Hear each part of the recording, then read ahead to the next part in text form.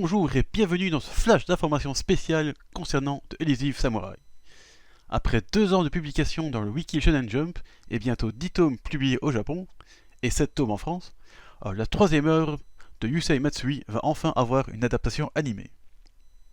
Personnellement, j'attendais cette nouvelle depuis un bon moment, car en général je suis plus animé que manga, et que The Elusive Samurai pourrait être sublimé en animation grâce à tous les moyens qu'un format papier n'a pas. Je dis pas que le format en papier c'est pas bien, mais personnellement je préfère la version anime, en général. Ici ce sera donc Cloverworks qui sera chargé de cette adaptation. Je ne connais pas beaucoup ce studio, mais ils ont tout de même eu des licences phares comme The Promised Neverland ou Spy Family. Ou Spy X Family, c'est un peu comme Hunter x Hunter. Est-ce qu'il faut dire le X ou pas? Grand débat.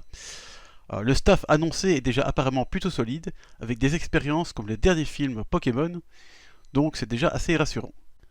On a donc comme superviseur Shota Umehara et Yuta Yamanazaki comme réalisateurs, alors que Yasui Nishitani s'occupera du chara-design.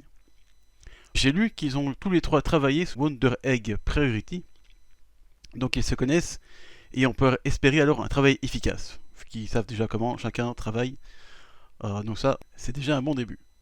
Si Umehara semble être un vétéran de la supervision, Yamazaki et Nishitani semblent être novices à leur poste, car ayant plutôt une expérience comme animateur de ce que j'ai lu. Encore une fois, c'est ce que j'ai lu sur Anime News Network, hein, parce que pas très connaisseur dans le domaine de l'animation. Mais bon, voilà, ça peut être une source d'inquiétude, mais moi je ne jugerai que ce que je verrai, donc pour l'instant je reste confiant. Personnellement, je ne les connais pas. La seule expérience que j'ai eue avec Cloverworks, c'est du coup The Promised Neverland, dont j'ai regardé les 2 saisons. Et si la saison 1 était excellente, j'ai beaucoup aimé. La saison 2 a eu un petit accident de parcours sur la fin. Hein, parce que j'ai trouvé ça extrêmement bâclé. Ils ont même zappé un arc entier. Et puis la fin en espèce de présentation PowerPoint. Franchement, c'était très, très décevant. Donc, j'espère que ce ne sera pas le cas avec The Elusive Samurai. Parce que sinon, je crois que je vais moyennement l'apprécier. Mais j'ai discuté avec des gens sur Twitter. On m'a dit que bon, apparemment c'était quand même déjà en accord avec le mangaka pour The Promised Neverland. Et bon, apparemment ils ont fait quand même par après, ils se sont bien rattrapés avec Spy Family. Apparemment, je connais que de nom et j'ai vu quelques visuels, mais j'ai jamais regardé ni le manga ni l'anime. Apparemment, ça, ils ont fait ça bien.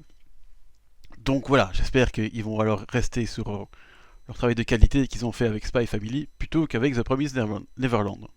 C'est compliqué à dire.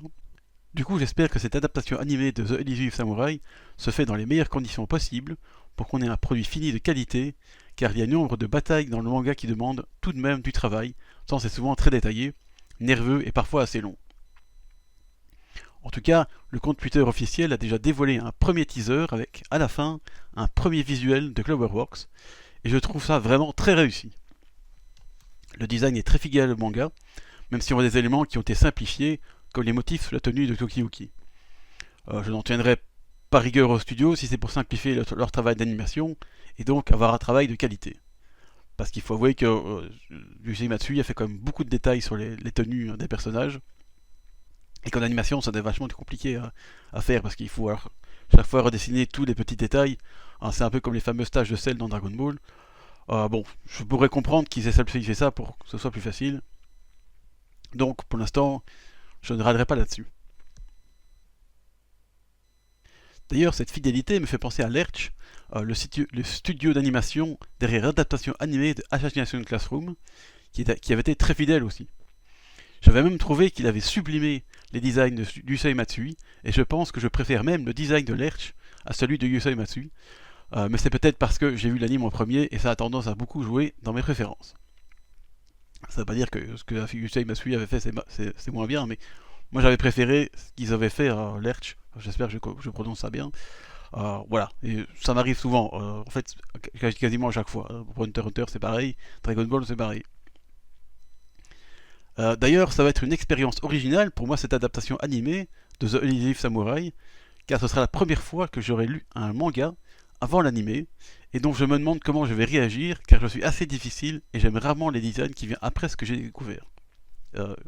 Pareil, encore une fois, Hunter x Hunter, c'était pareil. Je préfère franchement mieux la version 2011 que 1999, alors que j'ai vu les deux versions, mais 2011 d'abord. Cela dit, j'ai tout de même hâte de découvrir les musiques qui, je l'espère, sauront bien retranscrire l'ambiance Japon médiéval, mais aussi la comédie et les batailles épiques. D'ailleurs, celle du teaser était plutôt sympa, donc j'espère qu'elles resteront dans ce style. Concernant les seiyuu, j'ai apprécié ceux que j'ai entendus sur les quelques vidéos que le Shonen Jump avait fait en animant les pages de manga. Une espèce de, je crois que ça s'appelle Virtual Comic ou enfin V-Comic, enfin un truc du genre. C'était vraiment très bien fait, t'as un montage et tout avec les dynamiques, avec les cases du manga qui sont découpées, toutes les cases sont redécoupées, et si ça fait un montage dynamique avec, ils avaient mis des flammes et tout, avec des voix et tout ça, c'était vraiment très sympathique pour une espèce d'avant-goût d'anime. Donc voilà, c'était vraiment cool. Et donc la plupart du cast avait été bien choisi, je trouve. Donc je ne serais pas contre qu'il rempile pour l'anime. Cependant, je verrais bien Jun Fukuyama, le seiyuu de Koro Sensei, prendre le rôle de Yorishige, car ils ont un peu le même caractère, surtout quand ils sont dans leur moment loufoque. La vivacité de parole de Jun Fukuyama serait alors parfaite pour ce genre de scène, mais aussi dans les moments sérieux. J'ai donc hâte d'avoir plus d'informations à propos de tout ça, et selon le Twitter officiel, on aura donc un panel à l'Anime Japan qui se tient ce week-end. L'Anime Japan, c'est une grosse convention généralement où il y a pas mal d'annonces d'anime et de production. C'est vraiment un gros truc. Donc si vous êtes sur Tokyo à ce moment-là, n'hésitez pas à y aller, il paraît que c'est cool. Je serai donc à l'affût de ce panel en espérant avoir aussi un second teaser, mais cette fois-ci avec une petite scène animée, et ainsi avoir un avant-goût de ce que nous prépare Cloverworks. Voilà, c'est à peu près tout ce que j'avais à dire sur cette nouvelle qui me réjouit beaucoup.